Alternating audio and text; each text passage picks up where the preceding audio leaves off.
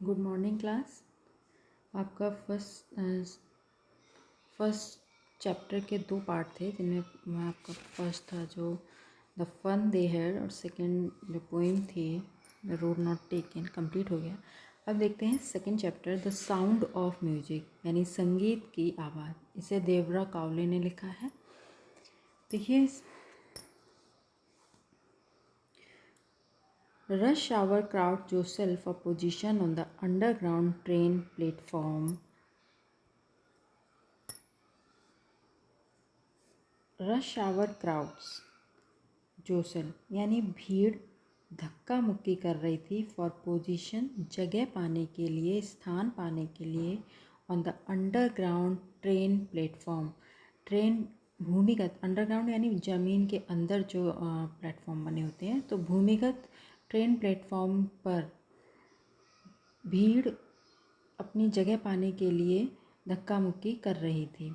A slight looking younger than her 17 years, a slight girl, एक slight means दुबली पतली सी लड़की, looking younger जो young दिख रही थी, then her 17 years जो 17 साल की थी लेकिन 17 साल से भी कम उम्र की दिखाई दे रही थी, was नर्वस घबराई हुई थी, येट फिर भी एक्साइटेड उत्सुक थी, एज जब she felt the vibration of the approaching train, जब उसने ट्रेन के आती हुई ट्रेन के थरथराहट को सुना तो वो घबरा गई लेकिन उत्सुक थी।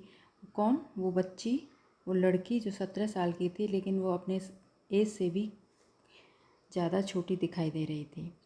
It was her first day at the prestigious Royal Academy of Music in London and daunting enough for any teenager fresh from Scottish farm. It was her first day. यह उसका पहला दिन था।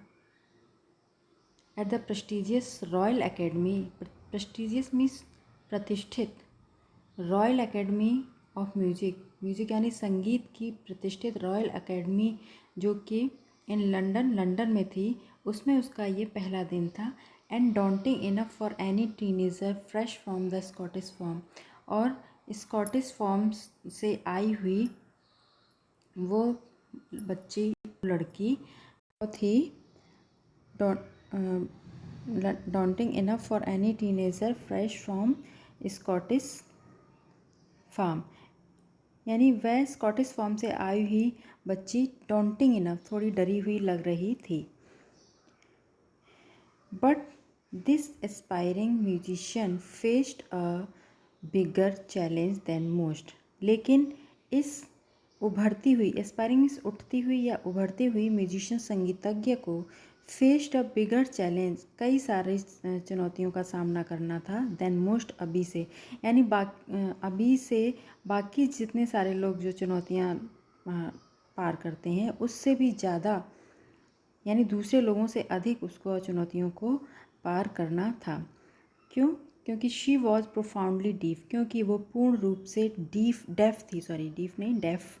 शी वॉज प्रोफाउंडली डेफ, वो पूर्ण रूप से def means बधिर का मतलब बहरी थी, उसे कानों से सुनाई नहीं देता था।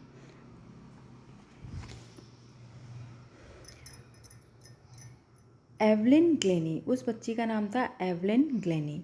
तो Evelyn Glennie's loss of hearing, Evelyn Glennie की सुनने की शक्ति का कम होना, हैड बीन ग्रेजुअल, धीरे धीरे हुआ, यानी धीरे धीरे उसके सुनने की शक्ति कम हुई। Her mother remember noticing something was wrong when the 8-year-old Evelyn was waiting to play the piano. Her mother, उसकी माँ, रिमेंबर्स याद करती है, नोटिसिंग याद करते हुए कहती है कि समथिंग वॉज रॉन्ग, कुछ गलत था, व्हेन द 8-year-old, जब एवलिन 8 वर्ष की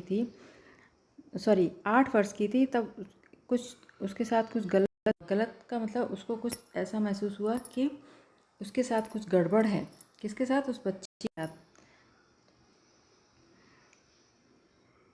Evelyn was waiting to play the piano, जब एवलिन अपने पियानो बजाने के लिए अपनी बारी का इंतज़ार कर रही थी, दे कॉल्ड हर नेम, उन्होंने उसका नाम पुकारा, and she did not move, लेकिन वो हिली नहीं। इसका मतलब एवलिन ग्लेनी की माँ ये बात बता रही हैं कि उनको कब पता पड़ा, जब वो 8 साल की थी और एवलिन पियानो बजाने के लिए अपनी बारी का इंतज़ार कर रही थी, तभी उन लोगों ने, यानी जो भी जज रहे होंगे या जो भी हों, उन लोगों ने उसको बुलाया, लेकिन वो उनकी आवाज़ को नहीं सुन पाई और वो हिली भी नहीं अपनी जगह से। तभी ये एवलिन ग्लेनी की माँ कह रही है, तभी आई सडनली रियलाइज, तुरंत ही मुझे ये महसूस हुआ, that she had not heard, कि उसने सुना नहीं है। Says Isabel Glenny, Isabel Glenny ने बताया है। कौन? इज़ाबेल ग्लेनी एवलिन ग्लेनी की माँ थी। For quite a while, Evelyn managed to conceal her growing deafness from friends and teachers. For quite a while, कुछ समय तक एवलिन ने मैनेज किया टू कंसील, छुपाने का, हर ग्रोइंग डेफनेस, अपनी बढ़ते हुए बहरेपन को छुपाने की। कुछ दिन तक उसने काफ़ी कोशिश की, फ्रॉम फ्रेंड्स, अपने मित्रों से, एंड टीचर्स, और अपनी टीचर से, यानी कुछ दिनों तक तो उसने अपनी इस कमज़ोरी को छुपाए रखा।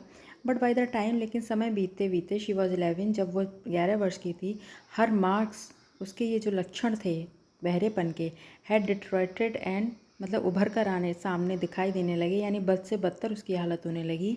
एंड हर हेड मिस्ट्रेस, और उसकी प्रधान अध्यापिका, यानी स्कूल की जो प्रिंसिपल थी, अर्ज्ड हर पेरेंट्स, उसके माता पिता को उन्होंने विनती की, to take her to a specialist, कि वो उस बच्ची को किसी विशेषज्ञ के पास ले जाएं। इट वॉज देन, तब जाके ये पता पड़ा, it was then discovered that her hearing was severely impaired, कि उसके सुनने की शक्ति बहुत बुरी तरह से चली गई थी, as a result of gradual nerve damage, उसकी धीरे धीरे किसी नस के डैमेज होने से उसके सुनने की शक्ति पूर्ण रूप से चली गई थी। दे वर एडवाइज्ड, यानी डॉक्टर्स ने, दे वर एडवाइज्ड, उन्होंने उनको सलाह दी, that she should be fitted with hearing aids, कि उसे हियरिंग एड्स, यानी जो जैसे कानों की मशीन आती है सुनने के लिए, तो सहायक यंत्र उसको बोलते हैं। हियरिंग एड्स यानी सुनने के सहायक यंत्र को लगवा ले, and send to school for the deaf, और उसको बहरे लोगों के, यानी बधिर लोगों के स्कूल में उसको भेज दिया जाए, ऐसा उसको सलाह दी गई। एवरीथिंग सडनली लुक्ड ब्लैक, अचानक ही सब कुछ एकदम से काला दिखाई देने लगा। शेज एवलिन कहती, एवलिन अपनी बात को बताते हुए कहती है कि जब मुझे पता पड़ा कि, मतलब जब ये पता पड़ा कि मैं पूर्ण रूप से बधिर हो चुकी हूँ, और मुझे ये सलाह दी जाने लगी कि मैं सहायक यंत्र लगवाऊँ और बहरों के स्कूल में चली जाऊँ, तब मुझे ऐसा लगा जैसे सामने, मेरी आँखों के सामने, मतलब अंधेरा छा गया, सब कुछ काला दिखाई देने लगा।